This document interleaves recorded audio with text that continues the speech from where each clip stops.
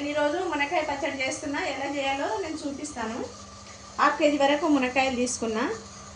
100 grams చింతపండు వేసిన. నేను చింతపండు మేము పులుపు తక్కువ తింటే తక్కువ వేసుకున్నా. ఇంకా ఎక్కువ కావాలంటే ఇంకా కొంచెం వేసుకోవచ్చు. దీన్ని కొన్ని వాటర్ వేసి ఉడికించి పక్కన పెట్టేసిన. ఇప్పుడు ఇట్లా కావాల్సిన మసాలాలు తీసుకుందాం. 1 స్పూను మెంతులు. మెంతులు కొంచెం దూరం అయ్యే వరకు వేపుకోవాలి, బ్రౌన్ కలర్ వచ్చేంత వరకు. ఇందులోనే ఒక 2 టీ స్పూన్లు ఆవాలు వేస్తున్నా. 2 స్పూన్లు వేస్తున్నాను నేను. చాలు, 2 స్పూన్లు సరిపోతాయి. ఇవి మంచిగా బ్రౌన్ కలర్ వచ్చే వరకు వేయించుకున్నాం. ఇట్లా ఆవాలు చిటపట అనాలి, అన్నంత వరకు ఏం పాలవుతుంది. వేగిపోయినాయి ఆవాలు. అయితే ఇందులోనే 2 స్పూన్లు నువ్వులు వేస్తున్నా.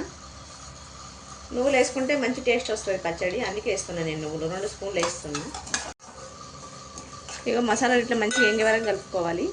వేగిపోయినాయి నువ్వులు, ఆవాలు, మెంతులు మంచిగా బ్రౌన్ కలర్ వచ్చేసినాయి. ఇవి తీసి పక్కన పెట్టేద్దాం. ఆయిల్ వేస్తున్నా. ఒక 1/2 కేజీ అంత వరకు వేయాలి. నేనైతే పల్లి నూనె తీసుకున్నా. నువ్వుల నూనె గట్రా తీసుకోవచ్చు, మీ ఇంట్లో ఏది ఉంటే అది వేసేసుకోవచ్చు. పల్లి నూనె వేసుకోవాలని ఏం లేదు. ఆయిల్ అయితే వేయడానికి ఇప్పుడు ఇంట్లో మునక్కాయలు వేసుకున్నాము. ఈ మునక్కాయలు నీట్గా కడిగి చిన్న కట్ చేసి మంచిగా తుడిచిపెట్టిన. తడి ఉండొద్దు, వాటర్ లేకుండా చూసుకోవాలి. ఒక అరగంట వరకు నేను గాలికి పెట్టేసి కట్ చేసిన.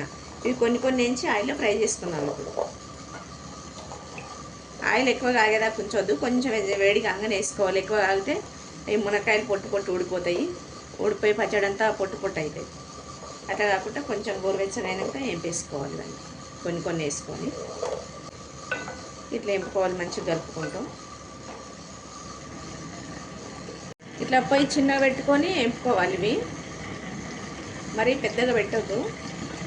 పెద్దగా పెడితే ఎక్కువ ఎంగిపోతే పొట్టంతా తోడిపోతుంది.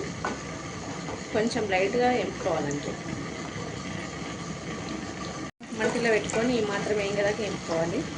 ఇగో కాలిని ఇట్లా చాలు ఫ్రై అయినాయి, తీసేస్తున్నాయి. ఇవి ఎక్కువ ఫ్రై చేసుకోవద్దు. ఎక్కువ ఫ్రై చేస్తే గట్టిగా అయిపోతాయి ముక్కలు. ఆయిల్లోకి ఇంకొకసారి వేసుకున్నాం. వేసి ఇవి కూడా మంచిగా ఎంపేసుకున్నాం.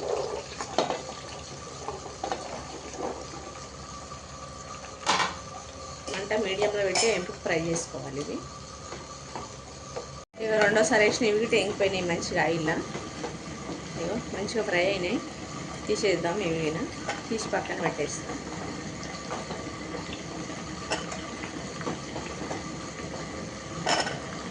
తాలింపు వేసుకుందాం. ఇప్పుడైతే 1 స్పూను శనగపప్పు, 1 స్పూను మినప్పప్పు, 1 స్పూన్ ధనియాలు వేస్తున్నాం. వేసి ఇవన్నీ మంచిగా ఫ్రై చేస్తాం. 1 స్పూను జీలకర్ర వేస్తున్నాం. జీలకర్ర 1 స్పూను,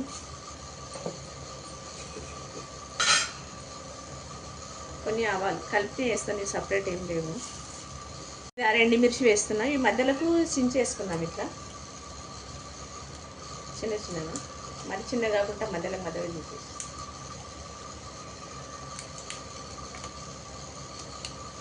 కొంచెం కరివేపాకు గిట్ట వేసేస్తాను ఇందులోకి. వేసిన పొయ్యి అయితే ఆఫ్ చేసుకుందాం. తాలింపు మొత్తం చల్లగా అయిపోయినాకనే పచ్చడిలో కలుపుకోవాలి. అంతవరకు పచ్చడి కలుపుతాను నేను. ఇది పక్కన పొయ్యి ఆఫ్ చేసేసిన. ఆయిల్ చల్లగా కాగే వరకు. వెచ్చగా ఉంది, చల్లగా అయిపోయింది. ఇప్పుడు అందులో అయితే నేను 1 స్పూను పసుపు వేస్తున్నాను. ముక్కలు వేయించి పక్కన పెట్టేసినాను కదా. ఇప్పుడు అందులో కారం వేస్తున్నాను నేను. 1/2 కేజీ వరకు ఉన్నాయి కదా, ఒక 3 స్పూన్లు వేస్తా కారం. సరిపోకపోతే మళ్ళీ చూసి వేసుకోవచ్చు. 2 స్పూన్ల సాల్ట్ వేస్తున్నా. సాల్ట్ తర్వాత అయినా వేసుకోవచ్చు, టేస్ట్ చూసి టేస్ట్ తగ్గట్లు వేసుకోవచ్చు. మసాలాలన్నీ గ్రైండ్ చేసి పెట్టేసుకున్నాం కదా, నువ్వులు, మెంతులు, ఆవాలు ఆ పొడికి వేసేసుకున్నాం. వేసుకొని ఇవన్నీ మంచిగా ఇట్లా ముక్క కొట్టేదాకా కలిపేసుకున్నాం. ఇవి అన్నీ ఇట్లా మంచిగా కలిపి పెట్టేసి కారం అయితే మంచిగా కలిపేసినాం. చింతపండు గిట్ట గ్రైండ్ చేసి పెట్టేసినాం. 9 వరకు ఉడికించుకున్నాం కదా. ఇది మంచిగా కలిపి పెట్టేస్తాం. స్పూను కానీ చేతికి కానీ వాటర్ ఉండదు కలిపేటప్పుడు. వాటర్ తగ్గితే పచ్చడి ఖరాబ్ అయిపోతుంది తొందరగా. వాటర్ లేకుండా కలుపుకోవాలి. ముక్క విరగకుండా మెల్లగా కలుపుకోవాలి. ఇవి ఆయిల్లో ఫ్రై చేసినాం కదా, ముక్కలు విరిగిపోతాయి. ఇరగకుంటే ఇట్లా నెమ్మదిగా కలుపుకోవాలి. తాలింపు మొత్తం చల్లగా అయిపోయింది. ఇప్పుడు ఇందులో వేసి కలుపుకుందాం. పూర్తిగా చల్లబడి ఇందులో వేసి కలుపుతున్నా. కలిపి తర్వాత తీసి వేరే దాంట్లో పెట్టేస్తాం. ఇట్లా అన్నీ వేసి ఇంకా మంచిగా ఏదో మసాలాలన్నీ బాగా పట్టినాయి ముక్కకు. ఇవన్నీ ఇట్లా మంచిగా చేతితో కలుపుకుంటుంది. తాలింపు చల్లగా అయిపోయింది. ముక్క ఎరగకుండా కలుపుకోవాలి ఇట్లా.